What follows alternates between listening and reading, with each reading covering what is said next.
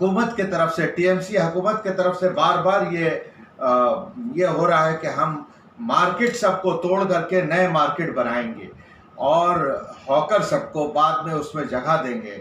ये फिर एक गलत कदम होगा, ये फिर एक गलत कदम होगा। एक एक मार्केट में दसों हजार से ज़्यादा लोग हैं, उनको आप कहाँ रिहेबिलिट करेंगे? और फिर क्या ज़रूरी है कि 4 साल 5 साल के बाद जब आप मार्केट बनाएंगे तो आप उनको वापस लाएं? आपकी हुकूमत भी रहेगी कि नहीं, इसके बारे में भी नहीं मालूम।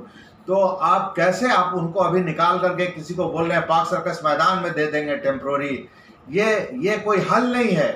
आपको अगर ऐसे ही बनाना है, पार्क सर्कस मार्केट बनाना है या फुटानी चैम्बर्स बनाना है, तो आप ब्लॉक इन ब्लॉक करके बनाइए।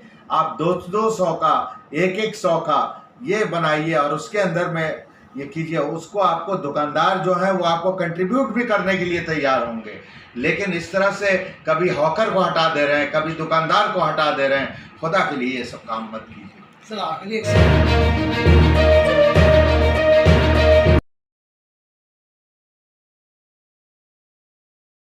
इन दिनों मगरबी बंगाल में कोलकाता की राजधानी में इंक्रोचमेंट को लेकर, हॉकर्स के इंक्रोचमेंट को लेकर एक बवाल मचा हुआ है। हर तरफ हुकूमत के जानिब से बुलडोज़र चलाई जा रही है, चाहे वो गोड़ियाहाट हो, न्यू मार्केट हो या फिर राजा बाज़ार। ऐसे बहुत से फुटपाथ इलाके जो डाला लगाने वाले ने कब्ज़ा करके रखा है, उनको हटाने के लिए ये जोर ज़बरदस्ती हुकूमत के जो है एक तरह सा तानाशाही किस्म का जो प्रोग्राम लिया गया है, इससे बहुत सारे लोगों को रास्तों से जो हॉकर्स बर्बादियाँ सामने आ रही है। आइए इस बारे में नासिर साहब क्या कहते हैं, हम समाज कहते हैं, जो एक सामाजिक खिदमत और ये कहेंगे कि इस्लाम हमें क्या बताता है। खिलाफत कमेटी के जनरल सेक्रेटरी हॉकरों के बारे में अल्लाह के रसूल सल्लल्लाहु अलैहि वसल्लम से साहबा कराम रज़ियल्लाहु ताला अन्हुम अजमईन ने दरियाफ़्त किया कि क्या हम अपनी कमाई, अपनी रोज़ी के लिए हम रास्ते के ऊपर में डाला या रास्ते के ऊपर में सामान बेचने का काम कर सकते हैं? उन्होंने कहा कि कर सकते हो, मगर ये देखो, उसके अंदर में 3 शराइत दी है। एक तो ये देखो कि जाने आने वाले को तुम्हारे लगाने से, डाला लगाने से कोई तकलीफ़ नहीं हो, उनको जाने आने में कोई परेशानी नहीं हो। उस तरह से अगर तुम डाला लगाते हो जिससे किसी को कोई तकलीफ़ नहीं हो और सामान भी तुम्हारा बिके और लोग उससे मुस्तफ़ीज़ हों, तो ज़रूर करो। दूसरा ये कि हर आने जाने वाले को तुम खुलूस नियत से और मोहब्बत से सलाम पेश करो और उनको अगर उनको पानी की ज़रूरत है या और किसी चीज़ की ज़रूरत है वो फराहम करो। तीसरा चीज़ ये कि तुम भीड़ मत लगाओ, है ना, और धक्का धुक्की मत करो, तो उससे तुम इससे बच पाओगे।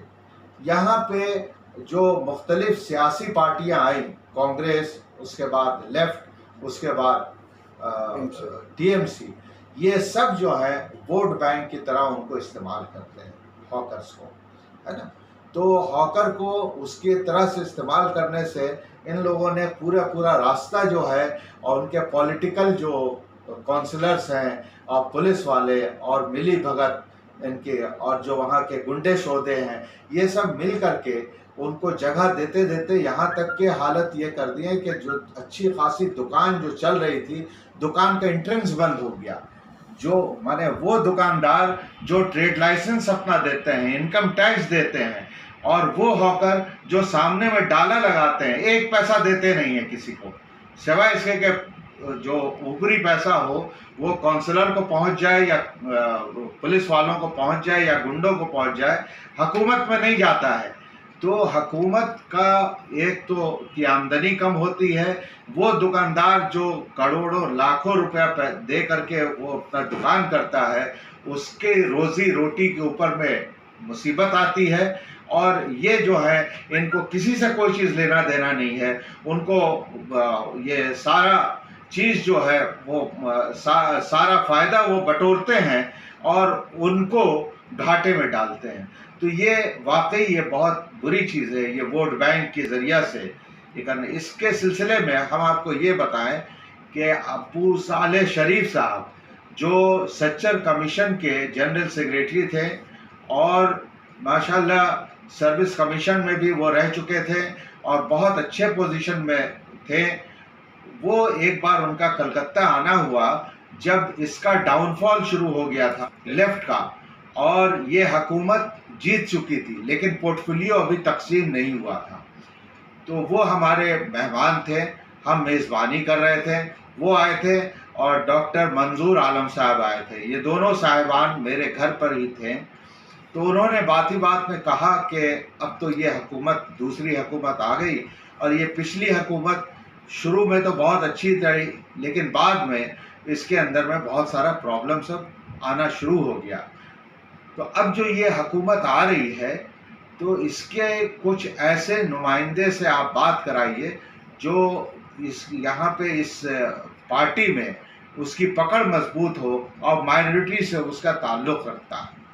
तो हमने सुल्तान भाई से राब्ता किया और सुल्तान भाई को कहा कि अबू सालेह शरीफ साहब और डॉक्टर मंजूर आलम आपसे मिलना चाहते हैं, आप सुबह नाश्ते पे आइए, तशरीफ़ लाइए। तो जनाब सुल्तान अहमद साहब जो हमारे बहुत नज़दीक भी रहे हैं और हमारे सरपरस्त भी रहे हैं, वो तशरीफ़ लाए और उन्होंने 1-1.5 घंटा तक इन लोगों से बातचीत की।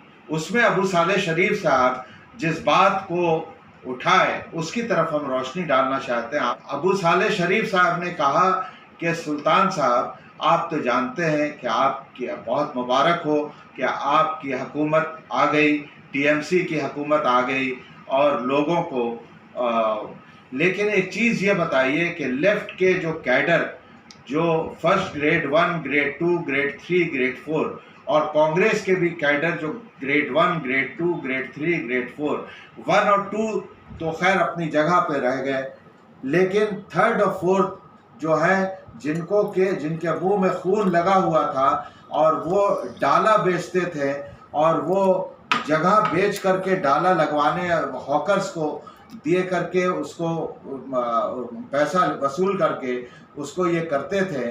तो ये जब ममता ने ये दिया कि भाई मेरा गेट जो है टीएमसी का गेट सबों के लिए खुला हुआ है, सब आ सकते हैं, तो 3 नंबर और 4 नंबर ग्रेड के लोग जो है बेतहाशा टीएमसी में शामिल हो गए।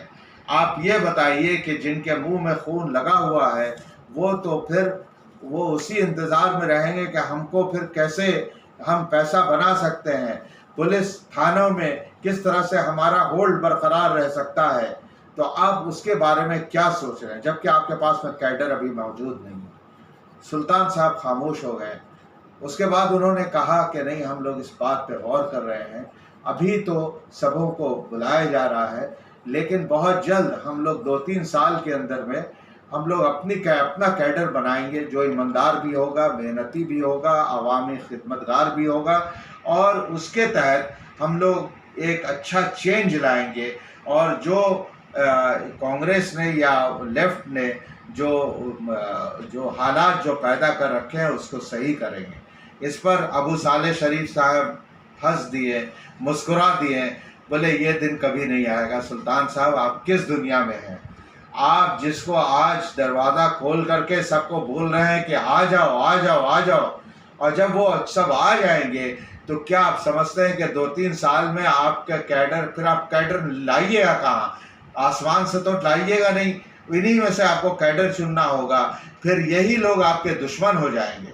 आज जो ममता जो परेशानी में पड़ी हुई हैं, ममता बनर्जी दीदी, वो दरअसल वही है कि उस हॉकर को तो वो बुला करके यहाँ पे हर एक चीज़ दे दी, प्रोमोटर को बुला करके उन्होंने ब्लैंक चेक दे दिया कि तुम चाहे जितना मकान बनाओ, जितना इलीगल कंस्ट्रक्शन करो, तुम लोग करो। तो जब ये हालात हो गए तो जाहिर बात है कि अब आप लगाम दीजिएगा कि हम इलीगल कंस्ट्रक्शन को रोकेंगे, हॉकरों को हम नहीं लगाने देंगे, बुलडोज़र से उनको हटा देंगे, तो ये तो आपके दुश्मन हो जाएंगे। यही वजह है कि ममता फिर बैकफुट पे आ रही है। परसों उसने ऐलान किया कि हम नहीं बर्दाश्त करेंगे, आज फिर बैकफुट पे आ रही है कि कुछ वक्त इन लोगों को और देंगे, लेकिन ये वक्त देते चले जाइएगा आप जब तक कि अपने सिस्टम को दुरुस्त नहीं कीजिएगा तो ये कभी ये मेरा मशवरा यही है कि अबू सालेह शरीफ साहब, डॉक्टर मंजूर आलम साहब ने जो मशवरा दिया था कि आप अब सिर्फ नंबर गेन्स के ऊपर में नहीं जाइए, बल्कि अपने क्वालिटी पैदा कीजिए, क्वांटिटी पैदा मत कीजिए। क्वांटिटी पैदा करके आपको क्या फ़ायदा होगा? इसके पहले भी 2 हुकूमतें कांग्रेस और लेफ्ट वाले सब गुजर चुके हैं। तो इसके अंदर में अगर आप ये पैदा कीजिएगा तो ये बहुत बड़ी बात होगी। तो ये ममता जी को, दीदी को अगर ये चीज़ समझ में आ जाए और अपना स्ट्रिक्ट स्टैंस रखे, ठीक है, इन लोगों को ऐसी खाली जगह में दे दे। अब पाटोली में अगर आप देखिएगा, पाटोली में तालाब है और तालाब के किनारे किनारे वो बहुत सारा होटल कर दिए और वो किश्ती से लोग जाते हैं, एक तफरी भी है और वहाँ उनका बिक्री भी होता है। यहाँ पे भी बहुत सारा ऐसा ओपन पार्क है जहाँ पे वो ये कर सकते हैं कि आज़ादी मिली। बहुत बहुत शुक्रिया। चलिए।